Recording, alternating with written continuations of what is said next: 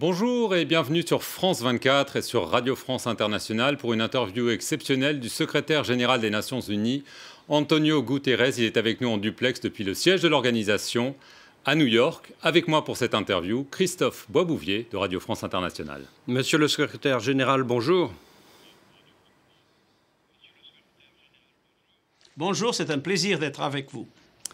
Monsieur le secrétaire général, l'Organisation mondiale de la santé annonce qu'un cap, un triste cap a été franchi ce vendredi.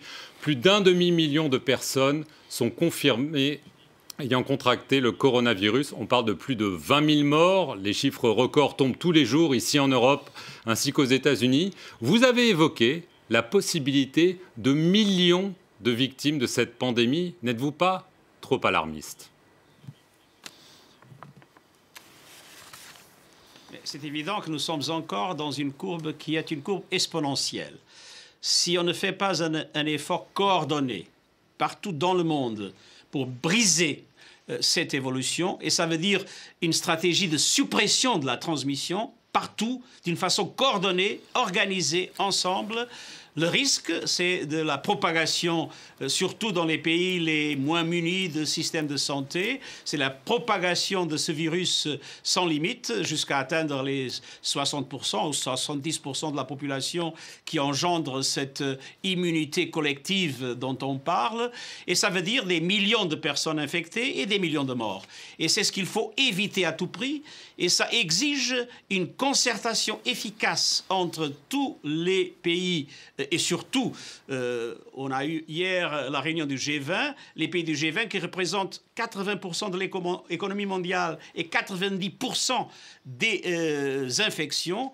Il faut que ces pays travaillent non d'une façon isolée, non avec la stratégie que chacun définit, mais d'une façon absolument coordonnée, sous l'orientation de l'Organisation mondiale de la santé, non seulement pour briser cette évolution, mais aussi pour trouver ensemble des traitements et les vaccins, et après pour les mettre au service de toute l'humanité.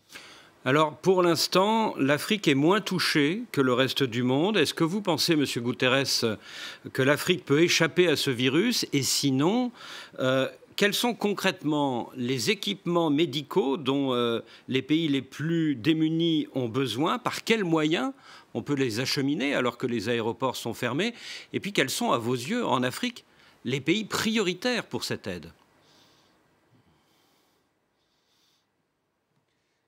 Premièrement, la maladie est en train de se développer rapidement aussi en Afrique. Ça, naturellement, a commencé en Chine, après la Corée, l'Iran, l'Europe, maintenant les États-Unis, mais ça va vers le sud. Et ça va vers le sud très rapidement. À la différence que, comme vous l'avez dit, dans les pays africains et dans les autres pays du Sud, il y a très peu de capacité de réponse du point de vue médical et du point de vue économique. Alors, comme le président Macron l'a dit pendant le G20, il faut absolument faire de l'Afrique une priorité de la communauté internationale. Ça veut dire un investissement massif et du point de vue de la capacité des équipements dont vous avez parlé, des équipements, des tests, des équipements des respirateurs, des équipements pour que les médecins et les autres travailleurs de santé puissent être vêtus, des masques, etc. Tout ça à un niveau gigantesque. Ça nous faut une mobilisation gigantesque, une priorité absolue, parce qu'on est encore à temps, à mon avis, d'éviter le pire, mais sans cette mobilisation gigantesque, je crains qu'on aura en Afrique des millions et des millions de personnes infectées, et même si la population est plus jeune que dans le Nord, dans les pays les plus développés, il y aura nécessairement des millions de morts. Et après, dans une situation comme celle-là, où le virus se transmet sans limite, les risques de mutation sont plus grands. Et s'il y a une mutation, alors tout l'investissement qu'on est en train de faire pour les vaccins sera perdu. Et la maladie reviendra du sud vers le nord. Alors c'est dans l'intérêt des pays du nord de faire cet investissement massif en Afrique, et ça implique vraiment, du point de vue technique, du point de vue financier, un effort gigantesque, et je suis absolument convaincu que les pays africains ouvriront leurs aéroports pour que ces équipements puissent rapidement être transmis. Mais ça nous oblige à une logistique qui, à mon avis, le G20 pourrait coordonner. C'est la proposition française ou franco-allemande que le G20 pourrait coordonner pour permettre ce mouvement massif d'équipements et de ressources financières. Monsieur le secrétaire général, vous savez que le nerf de la guerre ou le nerf de la lutte contre le virus, c'est évidemment l'argent. Vous avez lancé un plan de réponse humanitaire mondial, un appel aux dons à hauteur de 2 milliards de dollars. Mais juste à titre d'exemple, le Premier ministre éthiopien réclame, lui, la somme de 150 milliards de dollars d'aide, rien que pour l'Afrique. Alors, les pays occidentaux sont préoccupés par les ravages de la pandémie chez eux. Est-ce que vous pensez qu'il ne faut pas un geste fort d'aide, voire d'annulation de la dette, par exemple, de ces pays les plus pauvres? Non, mais nous parlons de deux choses différentes. Ce qu'on a lancé, c'est un appel humanitaire pour les situations les plus vulnérables. Ce sont les camps de réfugiés, les camps de personnes déplacées, les pays où il y a encore un conflit. Alors, ça ne correspond pas aux besoins d'aide aux pays du Sud en général et à l'Afrique en particulier. Si on regarde le paquet approuvé par le Sénat américain, on parle d'à peu près 10% du PIB américain. Et d'après les évaluations que nous faisons, il nous faut effectivement une mobilisation de ressources pour appuyer les gens, pour appuyer les personnes, pour appuyer les entreprises, pour que parce que c'est une crise humaine, ce n'est pas une crise financière comme la crise de 2008.